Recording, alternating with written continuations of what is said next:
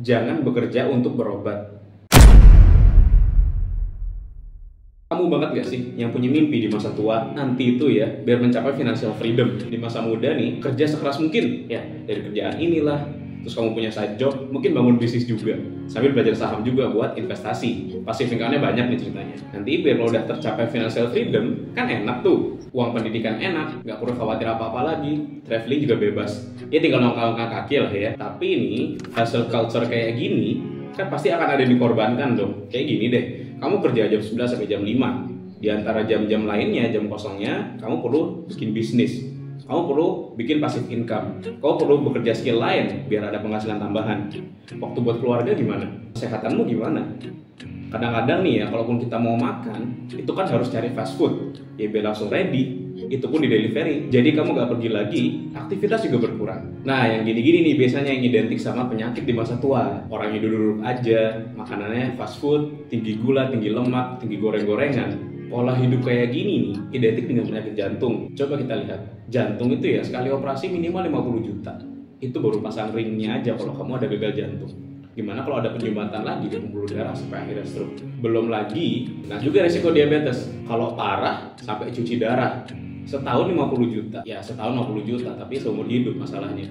Kan kesannya kita bekerja bukannya untuk mencapai financial freedom, malah kayak untuk berobat. Sayang banget nih. Itulah kenapa nih saya mau berbagi 5 komponen penting yang akan membantu kamu meraih kesehatan. Jadi financial freedom itu bukan cuma mimpi lagi, tapi bisa kamu nikmati. Oke, jadi ada 5 komponen nih. 5 komponen ini kalau kamu jaga dengan baik, kesehatanmu akan prima sekali. Pertama ada gerak, ada nutrisi, ada tidur, manajemen stres, dan juga dukungan sosial. Oke, pertama kita bahas ke gerak dulu. Gerak ini ideal banget memang kalau kamu olahraga. Olahraga itu jelas banget. Dia akan bantu kamu mengurangi resiko kanker, resiko penyakit jantung juga kurang, kolesterol di darah bisa distabilkan, diabetes gak cuma dicegah tapi juga bisa ditangani dengan olahraga. Terutama nih buat di masa tua, olahraga juga bisa bantu mengurangi resiko penurunan fungsi otak. Contoh, orang-orang yang penyakit Alzheimer, itu resikonya bisa diturunkan sebatas kita rutin olahraga aja. Makanya penting banget buat kita nambah aktivitas fisik atau gerak. Nah sebetulnya gerak ini nggak harus kamu langsung mulai olahraga sih. Bisa sekedar gini deh, kamu ke kantor misalnya, kerjaanmu di lantai 2, kamu naiklah tangga, jangan naik lift. So, misalnya yang nggak capek-capek banget, selalulah pilih tangga, jangan pilih lift. Itu langkah paling sederhana bisa dari situ. Atau mungkin kamu parkir lebih jauh, jadi kan perlu jalan lebih banyak lagi sampai ke tempat kamu kerja nanti. Yang penting kamu harus lebih aktif, jangan mageran. Yang kedua, nutrisi. Gini deh, you are what you eat. Sering dengar dong kata-kata itu. Ya memang nggak 100% benar, tapi apa yang kita makan akan berpengaruh sama kesehatan kita. Common sense lah ya, kamu juga paham orang yang sering makan martabak manis bandingin sama orang yang makan salad. Masa lebih sehat yang makan martabak manis keseringan dibandingkan saladnya? Nah, jadi emang nutrisi ini penting. Kita harus perhatikan konsumsi protein kita, konsumsi serat kita, dan juga makanan yang cenderung rendah proses. Kalau goreng jangan deep fried, atau makanan kalengan itu kan tinggi proses. Itu pun sebaiknya kita batasin. Bukan nggak boleh, tapi batasin.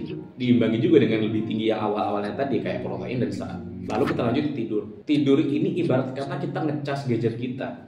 Jadi pemulihan, perbaikan sel, perbaikan fungsi otak, semuanya terjadi pas kita tidur. Orang-orang yang mengabaikan tidur biasanya juga akan turun performanya. Ya memang ada saatnya kita perlu mengurangi jam tidur kita, karena itu kerja keras kita untuk mencapai goals.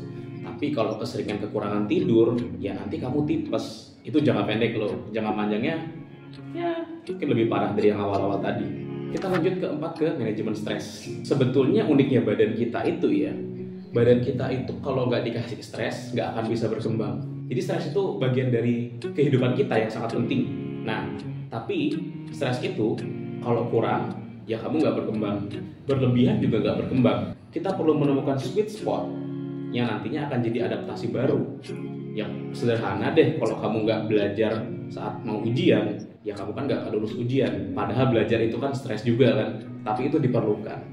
Sama, kamu nggak kebiasa olahraga kan kayak stres juga, capek kan. Tapi kalau kamu nggak bisa ngatur, olahraganya kurang atau olahraganya berlebihan, kan manfaatnya mungkin sirna. Jadi ini perlu kita temukan di sweet spotnya, manajemen stres. Terakhir ada di social support. Nah, social support ini memang secara nggak langsung ngaruh ke 4 hal di atas tadi. Kamu ada di lingkungan orang yang nggak suka olahraga dan suka nyinyirin orang yang olahraga, mungkin kamu nggak akan olahraga dong.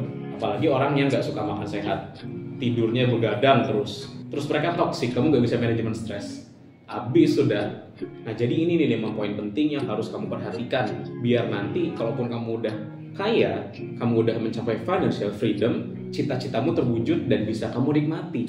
Jangan sampai lagi-lagi bekerja untuk berobat.